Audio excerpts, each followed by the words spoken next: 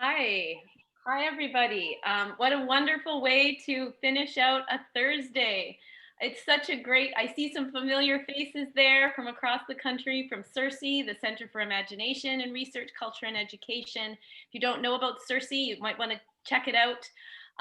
I'm joining you today from the unceded and ancestral territories of the Kwantlen, Katzie, and Semiahmoo First Peoples, which you may not know is also known as Surrey, just outside Vancouver in British Columbia. And I can tell you, I have enjoyed escaping my COVID trapped days inside by exploring the natural world in my community. I would invite anybody now, if you would like to, just to put in the chat where you're coming from. If you would like to give a settler name or an Indigenous location, that would be really nice if you felt like adding that to the chat.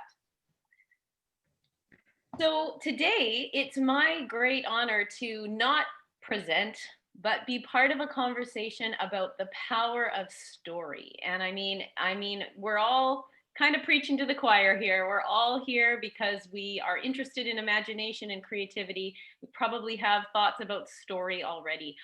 I'm the third person to host, and we've had 2 sessions already. The first was about play and being playful. The second was about more than one right answer. And so I thought a great way to start would be to talk about headlines. So this is our warm-up activity. And for this activity, I'm going to ask everybody to use the chat. How this will work, so I'm going to ask you to think about something and type it into the chat. But please don't press send. We're going to press send all at once, and it's going to be a tsunami of answers. It's going to be a little bit fun. So in the spirit of playfulness, and also in the spirit of story, I'd like you to think about this. If today had a headline, how was your day today? How would that headline read? For me, woman battles vacuum cleaner cord and vacuum cleaner cord wins. I got all caught up in the stupid thing around my ankle. I mean, but yeah, so not a victory for me today. Think about it, because we are talking about story. We're talking about the story form. What would be a good headline for your day? Please type it into the chat, and then we're going to go 1, 2, 3, and in just a second, we'll all press send together. So just take 20 seconds or so to think about what your headline might be for the day. And welcome everyone coming in. We've got Abbotsford. I see Kim's here. Christine's here from the coast. Welcome everyone. Okay, so take another 10 seconds to think of a possible headline for your day. Your day was captured in a story. What would it be? Okay, give me a thumbs up if you're feeling like you're ready. This is a low stakes activity, people. Really low stakes. Okay, so I'm gonna say 1, 2, 3, and after that, send. We're all putting it in together. 1, 2, 3, go! Oh my goodness, when will this end? Sunny with foggy brain. Man sits one place, then another, looks forward to lying down. Oh my goodness, these are funny. Christmas card creations. Judith had a creative day. Art, art, and more art. Oh, I love it. I was hoping this would happen because everybody's captured an emotionally significant feature of their day in their headline. Grade 4 student author's first book. Oh, this is brilliant. I hope you take a moment and just look at some of these headlines for the people who have come today. Thank you for participating. So before we get started in you sharing your experiences about story, I have a quote I came across and I just love it. It came from English Practice Magazine, happened to be. But what Christina Baldwin said, I just love it. What she said is, story is the mother of us all. First, we wrap our lives in language, and then we act on who we say we are. We proceed from the word into the world and make a world based on our stories. And this is something I wanted to start out with, is that truthfully, arguably, story is the most powerful learning tool we have as human beings. It's certainly the learning tool through which cultural imagination has developed and through which our individual imaginations take flight. And of course, it has great power because story, it tells us who we are and it tells us who we can be. It includes and it excludes. It privileges certain narratives. Story is a part of our cultural storehouse, and our cultural storehouse is full of stories. So what I wanted us to think a little bit about today is our professional context. And I'm hoping we're coming from all different professional contexts here. I happen to be an educator, but I know that's not the case for everyone. And within education, there's so many different capacities. We all work together to make the systems work. So the question is, what's the story? What's the preferred story in your profession? Some people are thinking that maybe COVID has changed that preferred story. But what I'd love to hear and what I'd love us to talk about is, what is the preferred story of some aspect of your professional life? And maybe it's changed, but ultimately, what I hope we can get to at the end of our sharing is, what if we told a different story? What is the story you would like to hear? And what would be the story that would support equity, inclusion, and diversity in our profession? So, big questions. And all it takes in an idea jam is for somebody to get the ball rolling in terms of your profession. What's one of the narratives that is frequently told? And what would you like to do to change it? I think I would start, which is whenever I reference myself as someone who works in the arts or in theater or performance through theater, is the glaze that comes over people's eyes. And they go, oh, yeah, that thing. Right. And that narrative that somehow it it has no value, or it has a lesser than, or that I have to somehow constantly justify through, it's like, it's just a glaze. And you go, right, so as soon as I say I'm an actor, it just means that I've made some movies and I must be someone famous who worked with someone famous. That there's nothing that goes outside of the realm of what constitutes being an actor. That's it. That's all that's exclusive. So what commercials have you done? What movies have you been in? You know, the first out of the gate. That's what it is, and that's all. That's painful. Yeah. That's a painful narrative, because it's a really clear statement about our culture and what we value. And it's certainly, looking in schools, the programs that are cut. It's a very big narrative about what we value overall. Thank you for sharing that. So what would you prefer? What would you like to see?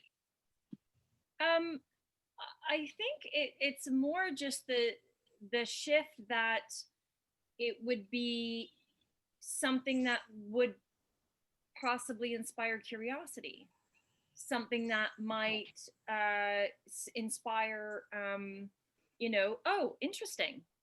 Right. Oh, tell me more. That's interesting about that.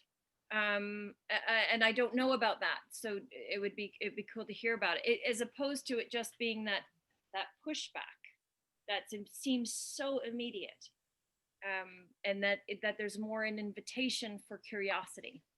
I really love what you did there, because we oftentimes forget about the embodied nature of story, but the narrative lines we hear can have a really strong visceral response. So certain narratives, you feel those in your body. I don't know if Sandeep, if you wanted to respond to that now or later, but I know there's probably an order. Oh, sorry. Is there an order that I'm interrupting right now? No, probably not. You're totally golden. Thank you. Thank you. I was just going to echo, Gillian, what you were saying and noticing, Alexis, the bodily response. And I'm noticing that too, as an arts education PhD candidate, that I get that response. Oh, what are you studying for your PhD studies? And oh, arts. And then further to that, I'm looking at the body and embodiment and reconnecting with my own Indigenous roots through the body, as I've noticed that everything, even in saying, I'd like to say Sat Sri Akal Ji, which means hello in Punjabi, all of our gestures include the body. And there's so much communication and articulation and meaning. And I'm so fascinated by this, by communication with each other, being, more that we talk about more than 80% of communication being the body, but also what our bodies are communicating to us and the wisdom of the body. And when I am explaining that to some people and educators, sometimes it's kind of overwhelming or new. I feel like the body, in some ways, although we've been looking at it for decades, that it's sort of a new area where it's sort of misunderstood or overlooked. Like, let's take a break from the mind and run around. Like, the body is used to kind of take a break from cognition rather than harnessing. And I'm thinking, Gillian, about what you said about our stories and inclusion and what happens when we sever the body from those stories. And for me, when I first entered kindergarten and almost failed because I was seated at a desk and not able to actually move with my elders or move through song and dance, that I was cut off from learning as a result. And now I'm wondering if who we're cutting off when we're not including the body. My kids need to move to learn. Gillian, the walking curriculum, I love it. How things change when we invite the body, and how the body allows for an integrative way of learning and perceiving. So sorry, I just got all passionate there, didn't I? Okay, that's okay. You're in a good group for that. I think I've also experienced viscerally, and I've done a lot of work with a way of teaching called imaginative education. It's associated with Kieran Egan's work of storytelling, and he's coming today. Apparently, he's online with TELUS or something first. But I remember having a conversation with someone on my campus who was not in my field and asked me what I studied, and I studied imaginative education, and the response was, "No, seriously." And I said, "No, seriously, imaginary? Like, there's not that much education happening." And so for me, there's a really strong narrative around imagination being for children, for artists, for certain people. And I know, Peter, you can weigh in on this, the idea that it's something you have and you don't, and only the few have it, and it can contribute to these really sort of visionary, heroic views of leadership, versus understanding the narrative I'd like to see in education with imagination has more to do with it as a capacity that we can all develop, that we as human beings are all storytellers. But we're a long way to go to get there. In the chat, Gillian, Robin just mentioned wanting to change the story that systems are hard to change. Robin, please being hard weigh in. And then I saw Jean had her hand up too. So Robin?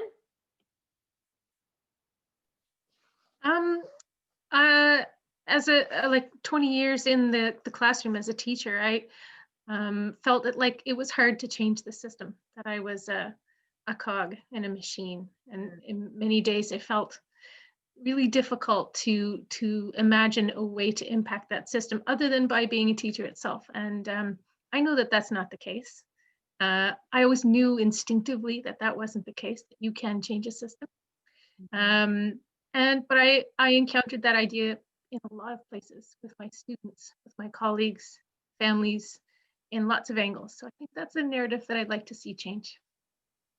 I'm glad you brought that up. I hear it. I think when we're alone against a system, we can especially feel that. But if we're with a community like this against a system, I feel very hopeful. I feel very, very hopeful.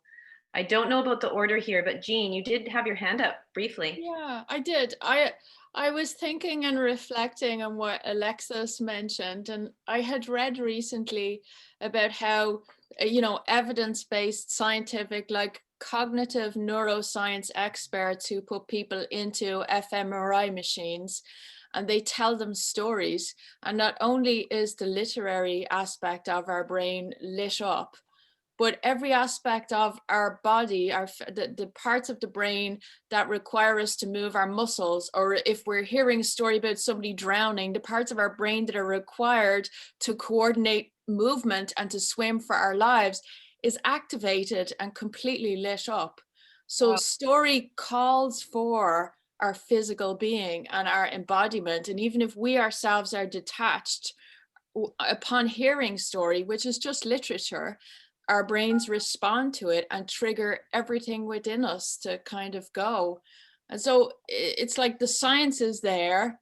And I just found that fascinating, like how we don't draw upon that more. And even being an artist, where I call it an embodied practice, I even feel sometimes less than when I'm with other researchers who have an academic practice. And part of that, yes, is my own baggage and my own and perceptions, but it's also something I've learned from people's reactions. And so I guess now I'm trying to learn that it's less about my story and more about their story and their reaction to me.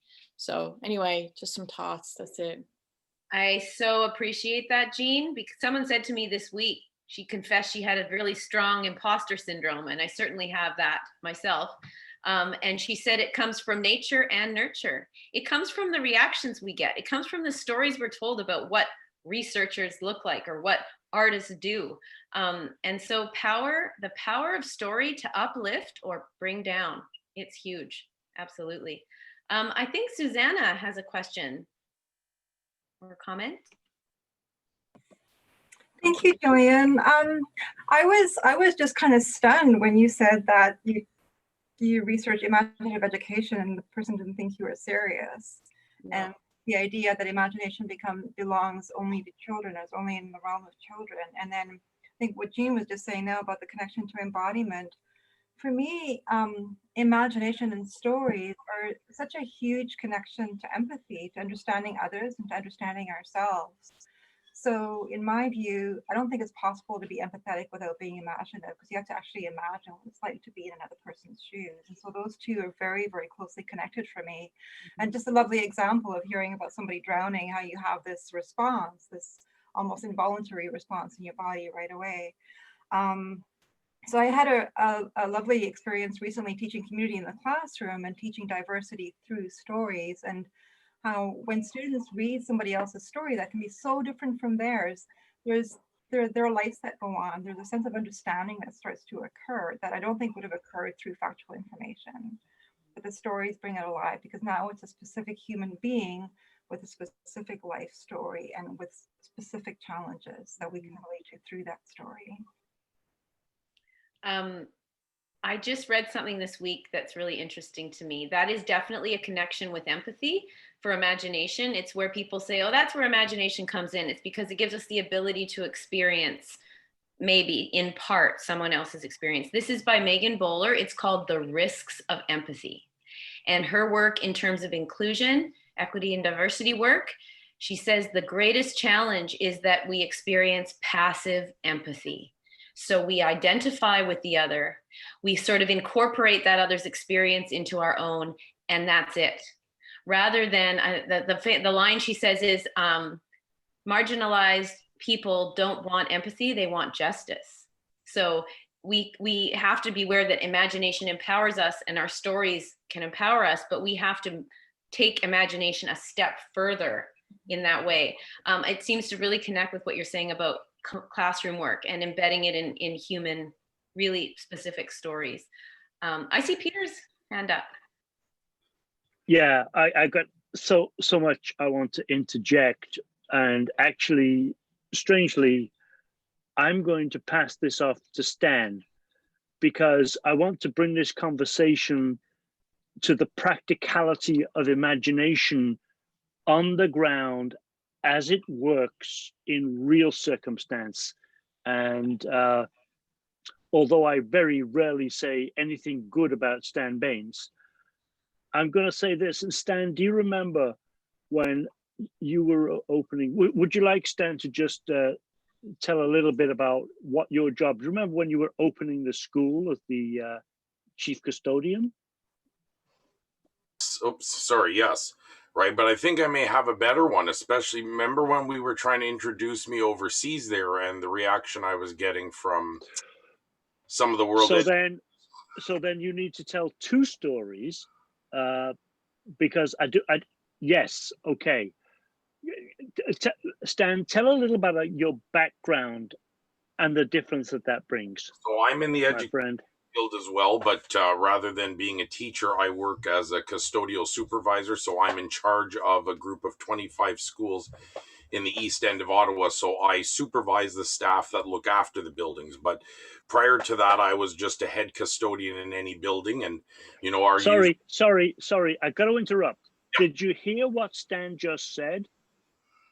He was said just a head custodian in a school, keeping the school beautiful and safe. That is such a telling thing, Stan, but you know better because you did so much more than that. You created a culture, you ran a radio station, you did all sorts of things. So I'm sorry, but that sort of annoys me. If we weren't on public radio, I'd say that pisses me off because what you did was phenomenal. Isn't that what you're saying, Stan? It's the perception, right, that you're fighting against. It is. And I minimize my position, and that I think is part of yes, because you do.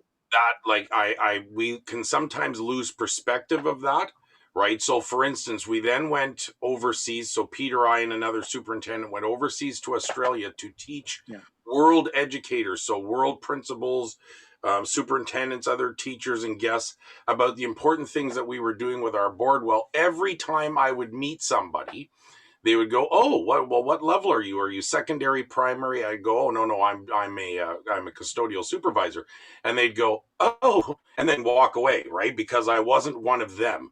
So after a while, it dawned on me I need to be creative in my responses to go, Am I secondary or elementary? Well, I'm both. I've done my job works in both levels. So by the time I'd start to speak with them, then we'd get long into the conversation about me running computer labs. I've done report cards at almost every grade level from kindergarten right up to grade 8. Did morning announcements for a school. You know, I've sat in on admin meetings with staff. So I've done every role within the building, including in some instances teach. So by the time I could get that conversation out with them, then they were now bought in. So by the time they said, "Well, what exactly do you do now?" Then they were so hooked on the story that when I told them, "Oh, I clean the toilets every now and then that part now was more of a shock rather than a put off. But I think Alexis put it best, is it's that initial people are pushing away. Like I felt pushed away, even though I'm across the world with such an opportunity. The minute they heard that I wasn't what they expected me to be, then all of a sudden there was that pushback. So I think a lot of what we're trying to fight in that instance with stories and imagination is that initial perception, that long drawn out perception of what people think. Like my daughter's a theatrical actress, and I'll tell you, for the 4 years she was in school, my head went, "Why would you do this?" Because my initial impressions were, what kind of a job is this? Well, now that she's being drafted into a movie that's being filmed in Toronto, oh, wait, sorry, now that's why that's an important job. But I learned through her schooling how much work actually goes into that. So it's beating our perceptions of what we see, like what we initially think about the world, and changing that. And until we can kind of do that and grasp a hold of that, it is hard to empathize with people.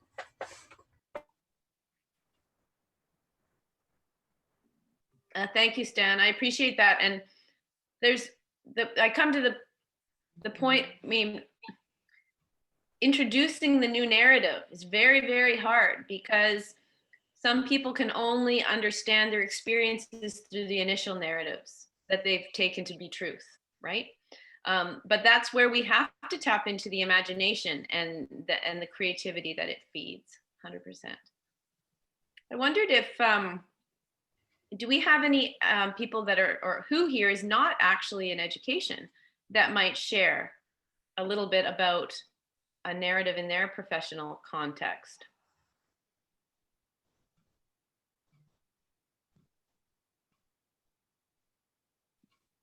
Anyone who's not on video, just feel free to unmute and speak it, because or type your name in the chat and I can help facilitate that as well. I'd love, if somebody's thinking about that, I'd love to call on Jason Lima now and just give us, he can tell us about the narrative of being a scientist, because his work in integrating arts into science education at college is phenomenal. Jason, would you be willing to be put on the spot? Sure. Can you hear me? A little bit. Speak a little louder. Okay. So yes, good now. Okay.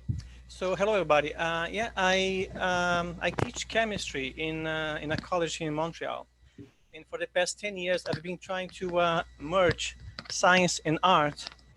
To a certain extent, I had success with that. But just following up what we were saying, yes, the my colleagues, it's so hard to find people that understand what I'm doing and to get support. They look at, imagine that, Gillian, you said that when you said that you work with imaginative education, I was really influenced by the work that you guys were doing there in Simon Fraser University. But at the beginning, I said I want to work with imagination. I had to change that because the backlash was so strong. And at a certain point, I was talking to a friend. He said, "Look, don't talk about imagination because in science, people don't think that this is imagination in science. There is no such a thing, especially not at this level." So I changed the word from imagination to creativity, and with that, I received a little bit more of a of a support in the sense that creativity, okay, they can go with that, but not imagination.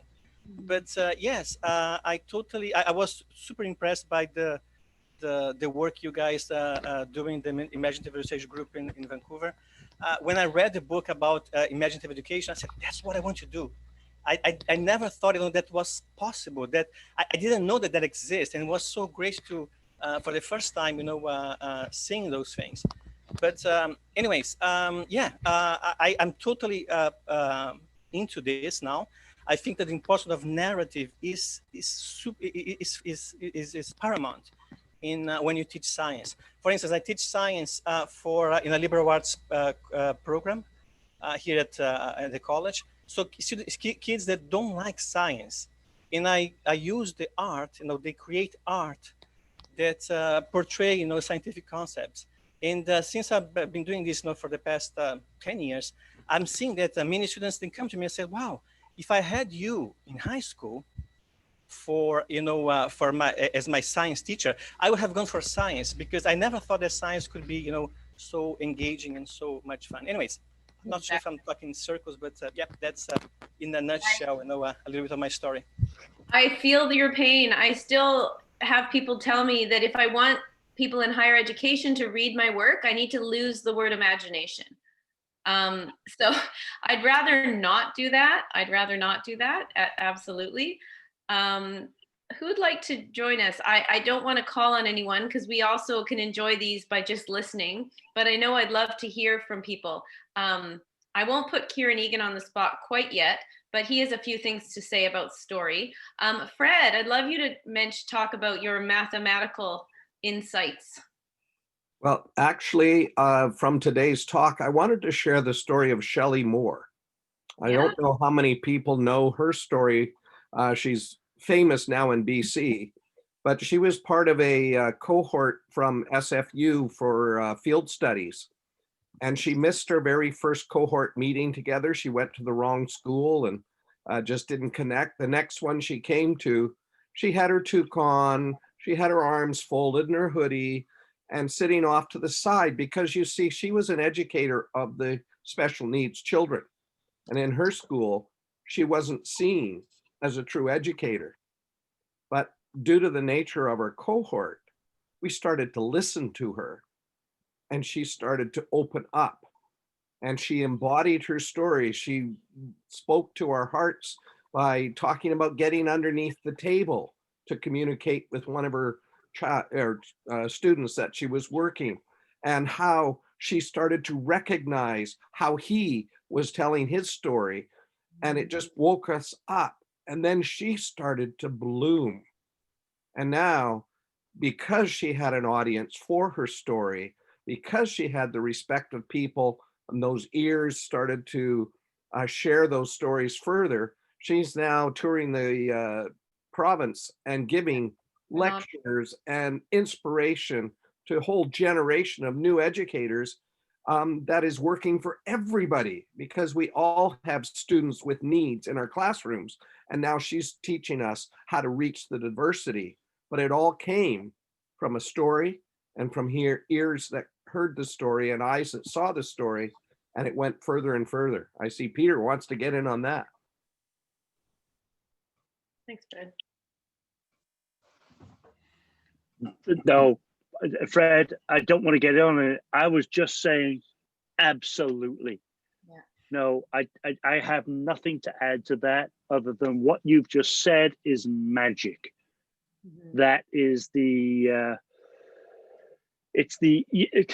so having said that, now I will have my say. The whole damn system is upside down. We refute the potential of imagination because we inculcate from a hierarchical perspective of what's important. And so rather than open up spaces of possibility for our little ones, and not just our little ones, but our big ones, our teachers, we stifle them because we don't want their imaginations. What we want them to do is to pass on what we have perceived to be as a society as important. And that does such immense damage. But if we do what at Perfincta, is that what your name is? Is that your real name? Perfinker? Gillian? Yes. Well, no. I know. I'm joking. I'm joking. But if we listen to people like Gillian, and we reverse that and say, what is happening in the imaginations of the people within our spheres of influence, and then we set in place the conditions to unleash that. Yeah. Now you're talking. Yeah. The problem is we've got a ways to go to get to that, which is what Stan was just alluding to. There were a couple of other stories that Stan didn't tell when we went on that trip to Australia, which were profoundly disturbing because Stan is not white. And I'm just going to say it like that. Is that true or not, Stan? Yeah. This is inspiring when we get a group of people like us together who are able to put stuff out on the table and to understand that our imaginations open things up in ways that are profoundly important. Yeah. And Thank if we can only exacerbate that, we'll be on a better road. Thank you, Peter. I fully agree with you. I think we can be met with resistance. We all know that when you run left and everybody's running right, people ask you why you're going that direction. I would love to hear from Michael a little bit about what it was like having an imagination and creativity teaching cohort, because some of what you were doing called into question more traditional ways of thinking about teacher education. And then I'd like to call on Kieran a little bit, just maybe to mention some of the ways that in your long career, Kieran, the notion of story and storytelling has been misunderstood in education, at least. Michael, would you be willing to talk about your experience at University of Ottawa? Oh, you're muted. Oh, still muted.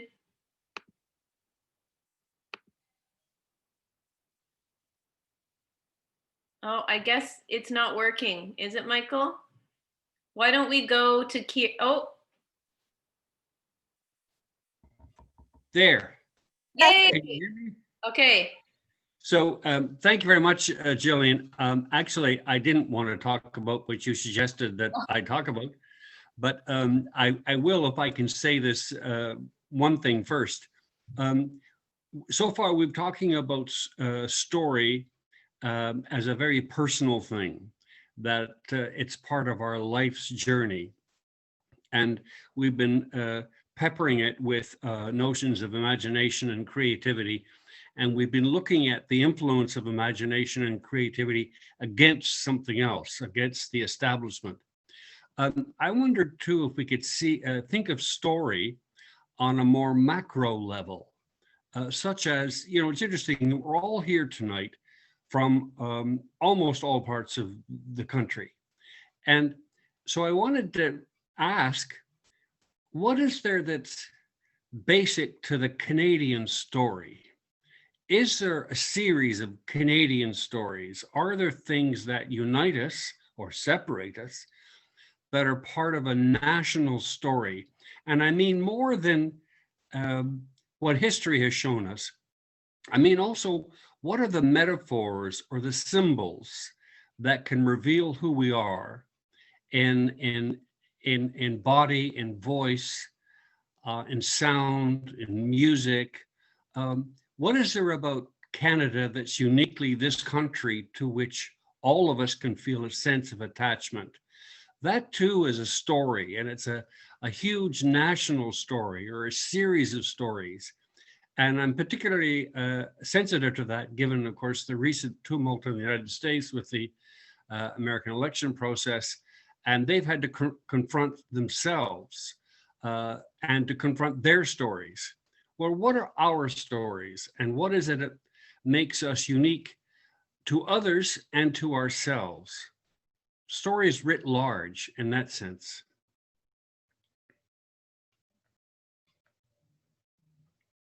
Thank you, Michael. I appreciate that. Oh, wow. Robin, do you want to respond to Michael's question? I think I've been thinking about this for a long time. I get uncomfortable with the idea of a Canadian story. And I think that one of the things that, we have this long history of defining ourselves in the negative, around something. But I don't know how to word this, but I would say that as Canadians, we resist a story. We resist it. And we are trying as hard as we can to find a new story, to build many stories into who we are, and to create a path that, that resists a Canadian story. I just wanted to say that. I wonder, and this is a whole other talk, I wonder if that nugget of resistance is part of our story. That's kind of what I'm trying to say, but I'm trying to find a positive, creative way to say it, but that's how it's coming out. That's all I got. I like that. Did anyone else want to weigh in on that major question we got from Michael? Judith or Trevor? Trevor. Yeah, our major story is that we're not Americans, like USAers, I should say, because we are Americans, of course. So we've kind of always had the little brother syndrome. Big Brother's always out there doing things, good or bad, and making an impact, and we're always, we're not like that guy. Mm-hmm. We're always, so we try to say that we're the, our big projection is that we're the nicer, kinder person, when really we're just passive aggressive. But that's it's so hard because we're a massive country. We were formed, the entity of Canada was mainly formed in an attempt not to be the United States. That was the founding of Canada, was let's run the railway tracks before it becomes the United States. So, and you're right. And that has left this, so that's not much of a narrative. So no one, we can't sing songs of not being the United States on Canada Day. So we try to come up with this other stuff and get a red leaf and. Well, they might on This Hour Has 22 Minutes. I think that'd be a great skit. Well, that's a great example, is that we take pride in making fun of ourselves. Like, the Americans can't do that. They always have to make fun of a part of America. They're always fighting each other. They're making fun of the Democrats, make fun of the Republicans, but we make fun of the whole country, and we're allowed to do that. It's not considered to be seditious or anything. So we can celebrate that. Yeah. Anyway, so it's a narrative, but we pretend it isn't a narrative, but it still is. It's still a story. But we're trying to, we have these other ways we try to frame it, but we try to pretend that we don't need a story because the Americans have such a big violent, we have our own violence too, but we try to hide it under the carpet, right? Because we're not like our brother. Yeah. Thank you, Trevor. Thank you. I'm aware of the time, and we going to give us our 15, and but I saw Sandeep, and we do have 15 minutes, so I'll give us a 5. Okay, and I did put Kieran on the spot. I asked him to think about something, so if we could do Kieran and then Sandeep. I saw Kieran was making a few notes. We do have a resident person who's spent a lot of time thinking about storytelling. What are your thoughts, Kieran? Well, I wasn't entirely flattered by your notion of my long career. Makes it sound rather threatening. And I guess the topic, any topic, if you have a single word like story as a central feature, what you discover quite quickly, of course, is that everybody means different things by it. So you have a great deal of difficulty having a coherent conversation often. I guess that's a part of what Wittgenstein talks about as the bewitchment of language. And the first task we have is to get beyond that bewitchment. And I think Gillian mentioned that one of our experiences with schools, and I wrote a book sometime in one previous century, I can't remember which now, called Teaching is Storytelling. And one of the results of that was, to me, quite strange, in that the book goes at great length to try to indicate that by stories, I don't mean telling fictional stories about curriculum topics, but rather finding the story, the emotional core that is embedded in whatever the topic is you want to deal with, and that our curriculum is full of rich ideas, and everything in the curriculum in one sense is, David would say, wonderful. And the trick of education is to bring out that sense of wonder, which is always tied in some way to our imaginations and to our emotions. But that's always been the big challenge, of course.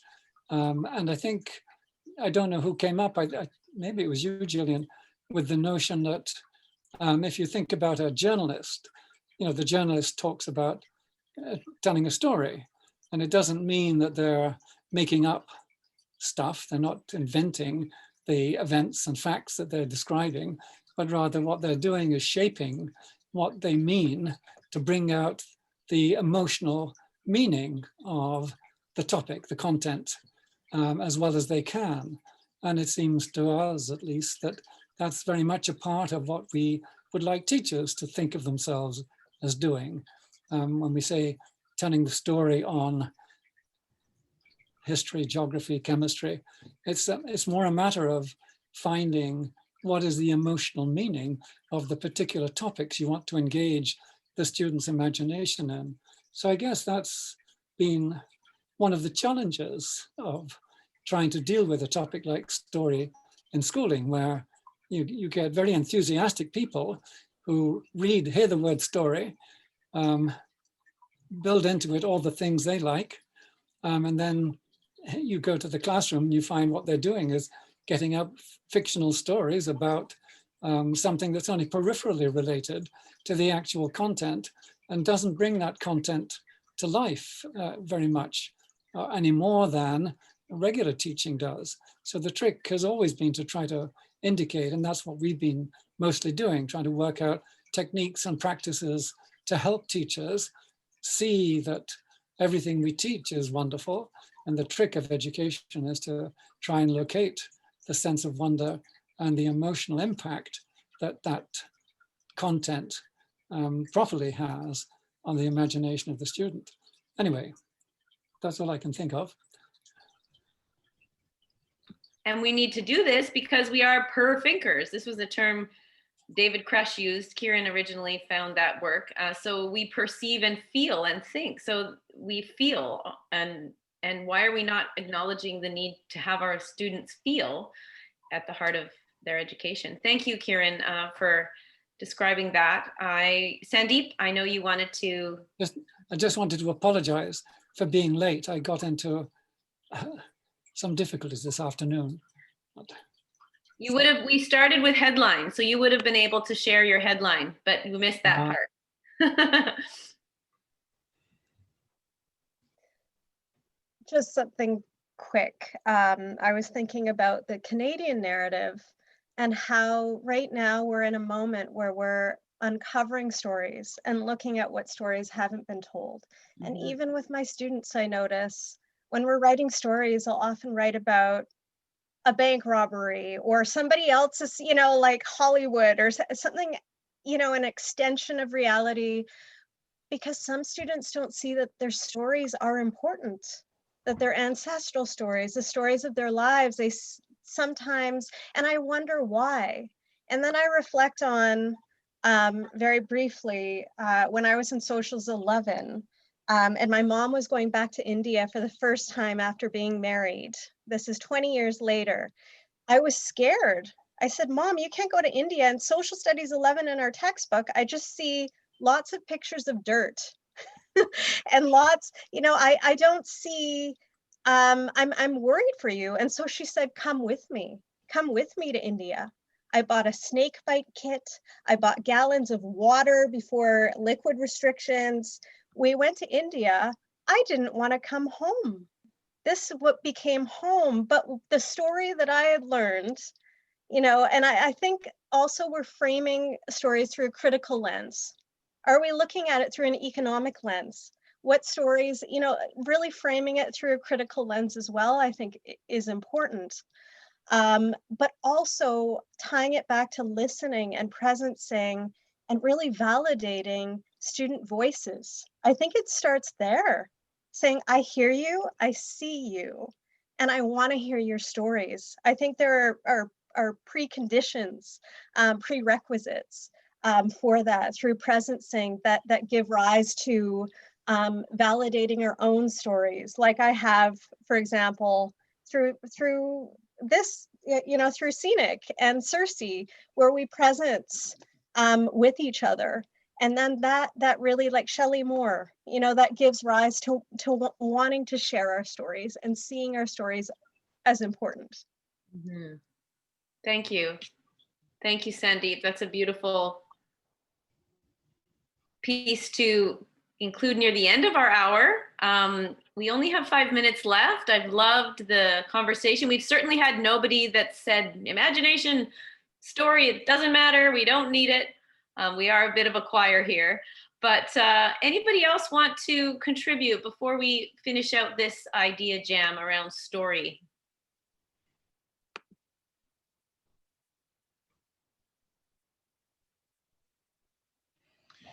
Well, I'll say one thing. It's a short embrace of what Sandeep said, and that's the issue of the stories within us that we don't know are there and that we have to discover them or rediscover them. I used to do a collective creation of dance, drama, and music with my students that always had the working title, Thoughts Untold. And the process of putting it together and preparing it for performance was all about discovering the stories that were within that particular group of teacher education students at the time. And so what they ended up with was some kind of revelation of the combination of their individual stories into a collective story. But the whole process was one of uncovering, of discovering for the first time or rediscovering thoughts untold.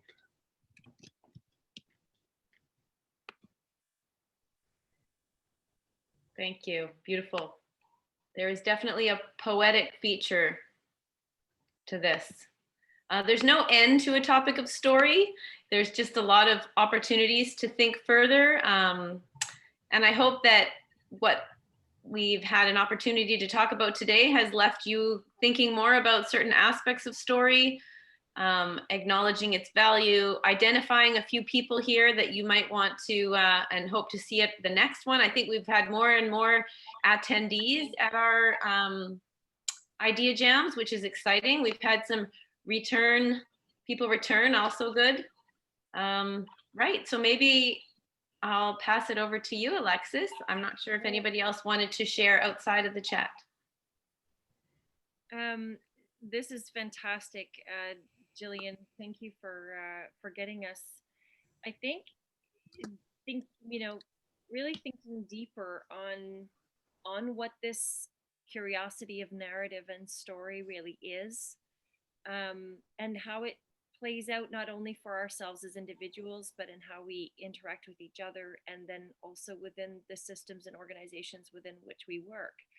And it does it made me think a lot about, there's the narratives and the stories that we live by, and how we live and define and really we can make choices about that.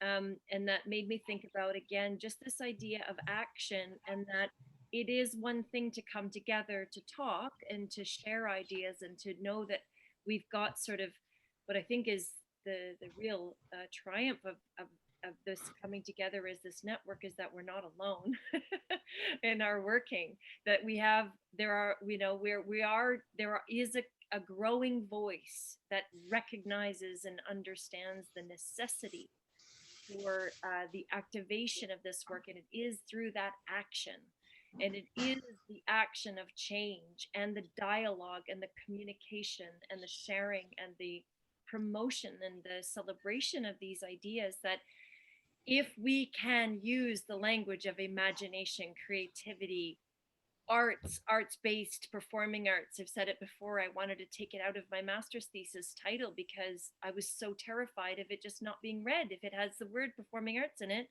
well, I'm not going to take that off the shelf, So if it becomes a common language and a shared language and a shared narrative, perhaps again, how we make that and how we define that, it might have multiple definitions. I think the definition of creativity is changing. I think the language we use is changing. I think the stories are changing, and how we activate that. So perhaps to close out, it's just finding those ways to find action in coming together, and the action that this might inspire us, even if it's just in our thinking of how we perceive ourselves. Maybe that's something to move forward. I'm going to close us out by saying happy holidays to wherever you are in this wild time, but maybe this thinking space is good, and maybe that this quiet time is good, and maybe this is the time to change these narratives and these stories, or to tell more stories, to read more stories, to share in more stories, that our story is changing. Even now, this year, our story has changed. And that on January 21st, reimagining cultures of learning in an age of complexity. And I'm going to love their faces when I say their names. Peter Gamwell, you're hosting. Jackie Lawrence is hosting, and Stan Baines, you are all coming together on the 21st. I hope you remembered. So we'll be having that next with everyone. And thank you for coming. Our video is up. We have a CNIC Now, CNIC Now YouTube channel. It's up. The one from last, finally. Oh God, the nightmare of getting that together. It's now up if you want to follow it, subscribe to it. These meetings are going there if you want to have people find us there. The Facebook page is up as well. And we're going to start compiling our notes and our chats. That PDF is available. If you want a copy, just email us, cnicnow@gmail.com. We can send it out. So a huge thank you to Gillian for this really, really, I think, timely conversation. And to thank you to all of you, and happy holidays wherever you are. And we'll see you in the new year in 2021. Stay safe, everyone. So thanks. All the best. Bye. Take care. Thanks, Alexis. Anytime. Always.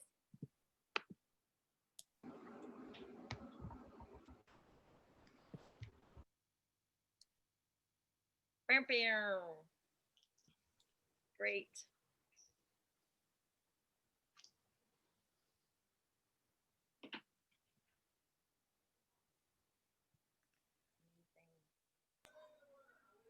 Alexis, you want to stay on for a minute? Yeah, and Stan. That was good. That's great. I keep forgetting to say to our scenic crew, we should probably stay on after. I'm going to stop recording. Yeah.